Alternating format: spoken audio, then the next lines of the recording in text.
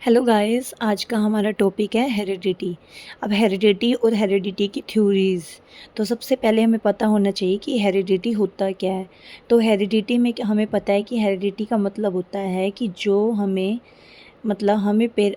हमें हमारे पेरेंट्स से मिलते हैं या फिर जो पेरेंट्स से अपने ऑफस्प्रिंग्स को मिलते हैं, तो उसको बोलते हैं हेरिडिटी। तो उनके जो भी फीचर्स हैं, फिज़िकल फीचर्स, मेंटली फीचर्स, तो उस सबको हम क्या बोलते हैं? हेरिडिटी बोलते हैं ना। तो हेरिडिटी में हमारे कितने क्रोमोसोम्स होते हैं? हेरिडिटी में हमारे 46 क्रोमोसोम्स होते हैं। हेरिडिटी में हमारे टोटल 46 क्रोमोसोम्स होते हैं और पेयर्स कितने होते हैं 23 पेयर्स होते हैं। इनमें से जो 22 पेयर्स हैं ये ऑटोसोम्स होते हैं और जो 1 पेयर होता है वो सेक्स क्रोमोसोम्स होता है। इसका मतलब क्या है? इसका मतलब ये है कि जो 22 पेयर्स है ना, ये तो मेल और फीमेल दोनों में सेम होते हैं। लेकिन जो ये 1 पेयर है ना, जो ये 1 पेयर जो सेक्स क्रोमोसोम है, ये डिटरमाइन करता है कि बॉय है या गर्ल है बेबी। मतलब बेबी के बारे में यही क्रोमोसोम, सेक्स क्रोमोसोम ही बताता है कि जो बेबी है वो बॉय है या गर्ल है। अब हमें पता है कि जो मेल होता है और जो फीमेल होता है, इसके पास एक्स वाई क्रोमोसोम्स होते हैं मेल के पास, और फीमेल के पास क्या होता है? एक्स एक्स क्रोमोसोम्स होते हैं। जब मेल का एक्स क्रोमोसोम फीमेल के एक्स क्रोमोसोम के साथ मिलता है तो क्या होती है? बेबी गर्ल होती है। और जब मेल का क्रोमोसोम वाई फीमेल के एक्स क्रोमोसोम के साथ मिलता है तो क्या होता है? बेबी बॉय होता है। तो ये था हमारा छोटा सा टॉपिक हेरिडिटी वाला। अब हम इसके रूल के बारे में पढ़ेंगे, रूल ऑफ हेरिडिटी के बारे में। तो सबसे पहले जो रूल ऑफ हेरिडिटी सबसे पहले होती है थ्योरी ऑफ सिमिलैरिटी, सिमिलैरिटी की थ्योरी। इसका मतलब क्या होता है? इसका सिंपल सा मतलब ये है कि सिमिलैरिटी की थ्योरी मतलब सिमिलर होगा, यानी कि जो फिजिकल अपीयरेंस होगा ना बच्चे का वो बिल्कुल सेम होता है। जैसे कहते हैं कि इसकी शक्ल इसके डैडी पे गई है, इसकी मम्मा पे गई है।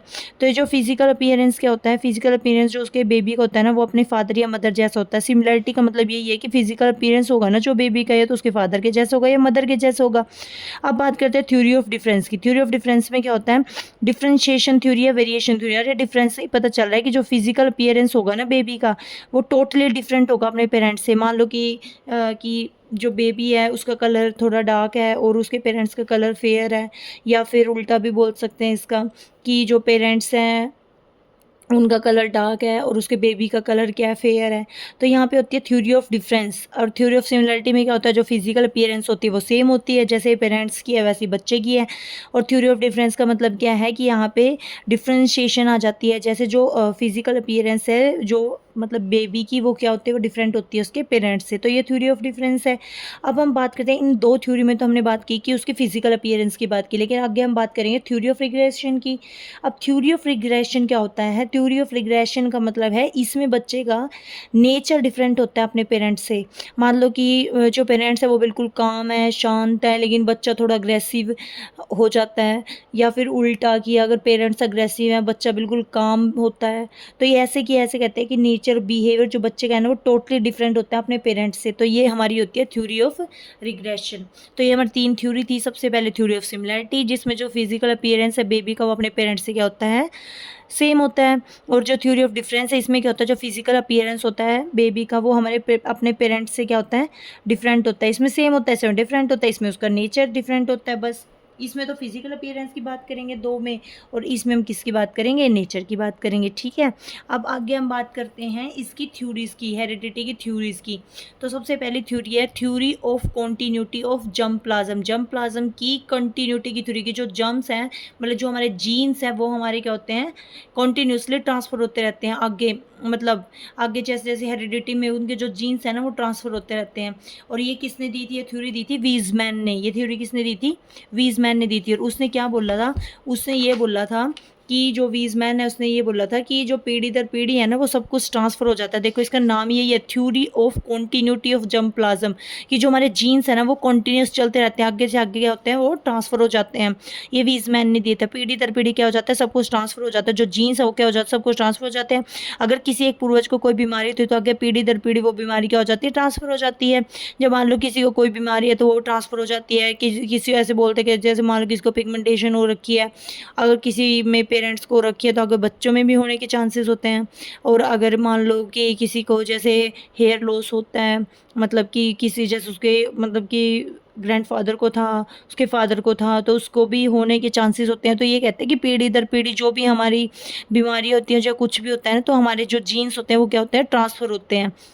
ठीक है जी। तो इसका मतलब यही था theory of continuity of germ plasm की जो हमारे जीन्स हैं वो क्या होते हैं, कॉन्टीन्यूसली चलते रहते हैं, पीढ़ी दर पीढ़ी वो चलते रहते हैं, और ये थ्योरी दी थी वीजमैन ने। ठीक है। सेकंड थ्योरी है बायोलॉजिकल स्टैटिक थ्योरी, ये दी थी गोल्टन ने।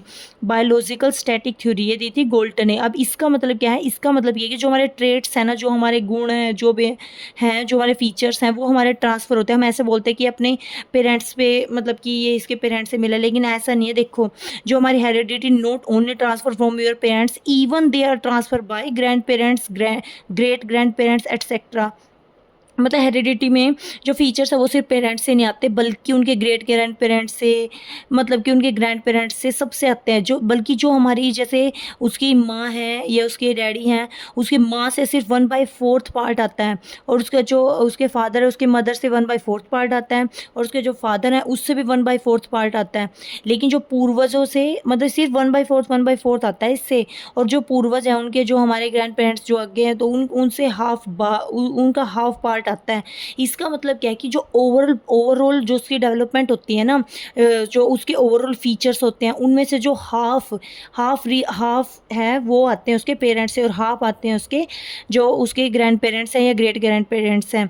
जैसे उसकी मदर से सिर्फ 1/4 आएगा, और उसके फादर से भी सिर्फ 1/4 आएगा।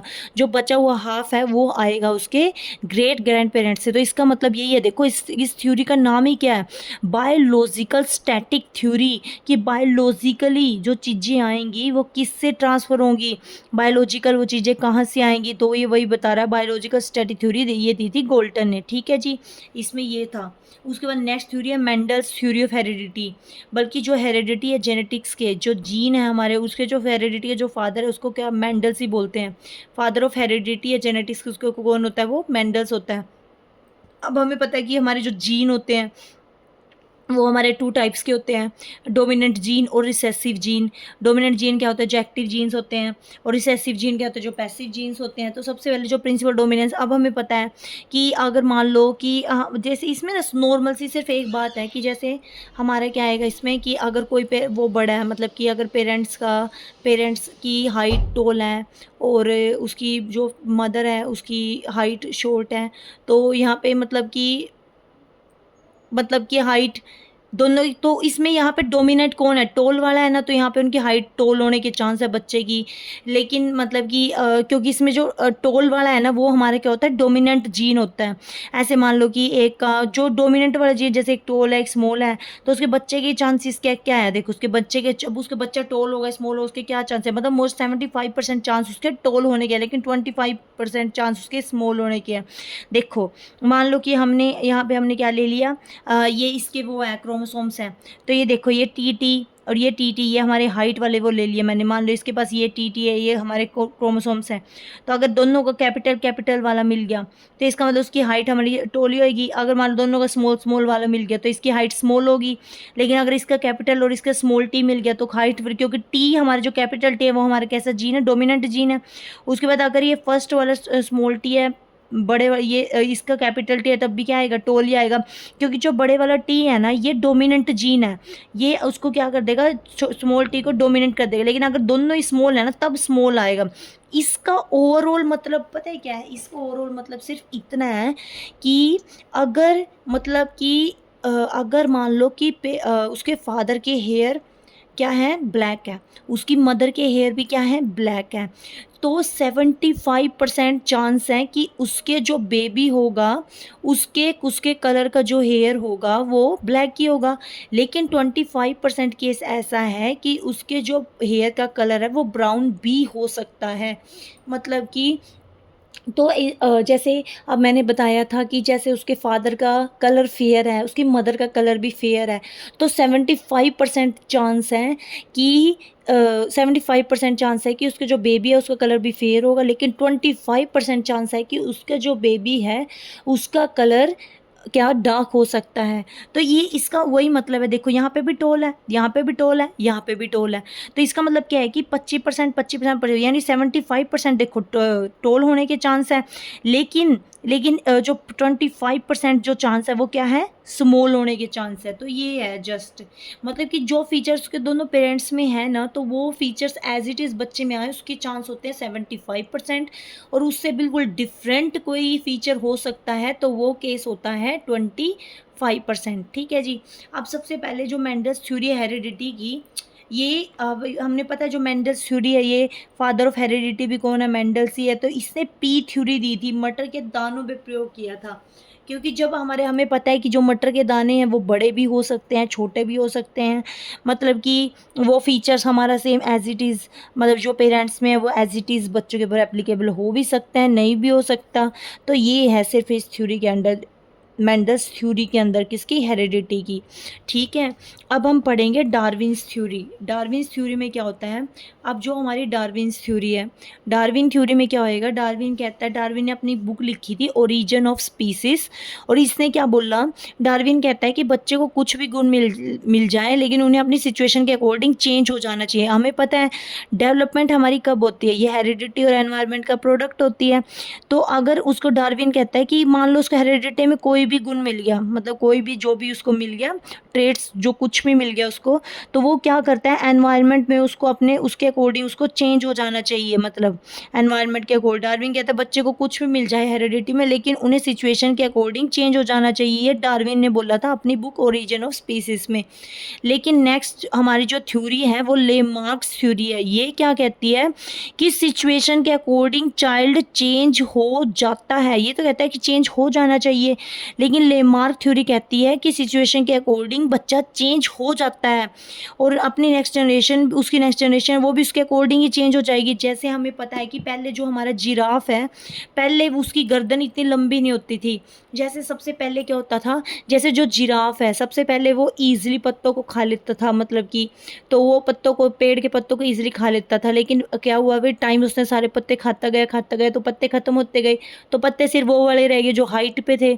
लेकिन अब वो भूखा तो रह नहीं सकता था ना, तो इसलिए उसने क्या किया, उससे अपनी गर्दन को ही खींच लिया कि ताकि उसकी गर्दन प्रॉपर पत्तों तक पहुंच जाए।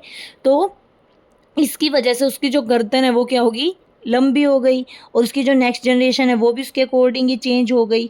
तो ये एडवांस ऑर्गेनिज्म का कॉन्सेप्ट है, उसने नीड्स के अकॉर्डिंग अपनी नेक को लंबा कर लिया।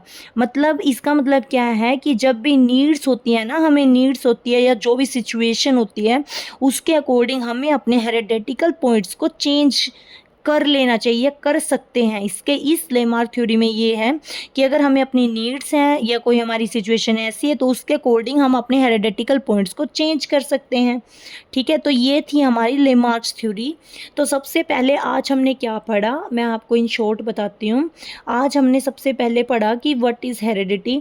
हेरिडिटी हमें पता है क्या होती है, उसमें 46 क्रोमोसोम्स होते हैं, उसमें से जो 22 पेयर्स होते हैं वो ऑटोसोम्स होते हैं। 1 पेयर हमारा क्या होता है, सेक्स क्रोमोसोम्स होता है, जो हमारा क्या बताता है कि बेबी बॉय है या गर्ल है। फिर हमने थ्योरी पढ़ी, सबसे पहले थ्योरी ऑफ सिमिलैरिटी पढ़ी, जिसमें हम ये बोलते हैं कि जो फिजिकल अपीयरेंस होती है बेबी की वो क्या होती है, सेम होती है जैसे उसके पेरेंट्स की है। फिर हमारी थ्योरी ऑफ डिफरेंशिएशन की थी कि जो फिजिकल अपीयरेंस है बेबी की वो हमारी क्या होती है, डिफरेंट होती है उसके पेरेंट्स से। फिर हमने पढ़ा थ्योरी ऑफ रिग्रेशन, उसमें हमने क्या पढ़ा कि जो बिहेवियर या उसका जो बिहेवियर होगा वो डिफरेंट होगा अपने पेरेंट्स से। बिहेवियर की बात करेंगे, पहले 2 थ्योरी में हमने फिजिकल अपीयरेंस की बात की, लेकिन अब हम बात करेंगे किसकी, अब हम इसमें हमने किसकी बात की, थ्योरी ऑफ रिग्रेशन में बिहेवियर के। फिर आगे हमारी थ्योरी थी theory of continuity of germ plasm. इसका मतलब क्या है, जो हमारे जीन्स हैं वो कॉन्टीन्यूसली पीढ़ी दर पीढ़ी चलते रहते हैं, और ये वीजमैन ने दी थी। उसने बोला था कि जो भी हमारी, मतलब कि जो भी हमारी प्रॉब्लम या जो भी कुछ भी होगा, जो भी हमारा फीचर्स है वो पीढ़ी दर पीढ़ी ट्रांसफ़र होता रहता है। सेकंड है हमारी बायोलॉजिकल स्टैटिक थ्योरी, जो गोल्टन ने दी थी। उसने क्या बोला, उसने बोला कि जो हमारे ट्रेड्स हैं वो ट्रांसफ़र होते हैं 1/4 पार्ट मदर से, 1/4 पार्ट फादर से, और जो हाफ पार्ट है वो उसके ग्रैंड पेरेंट्स से या ग्रेट ग्रैंड पेरेंट्स से हो जाता है ट्रांसफ़र। फिर हमने पढ़ी Mendel's theory, father of heredity, वो भी किसको बोलते हैं, मेंडल्स को ही बोलते हैं। इसने मटर के दानों पे प्रयोग किया था। इसने बोला था कि कुछ मटर के दाने बड़े होते हैं, कुछ मटर के दाने छोटे होते हैं, और इसने प्रिंसिपल वो बताया था डोमिनेंस का, जो मैंने अभी आपको बताया था।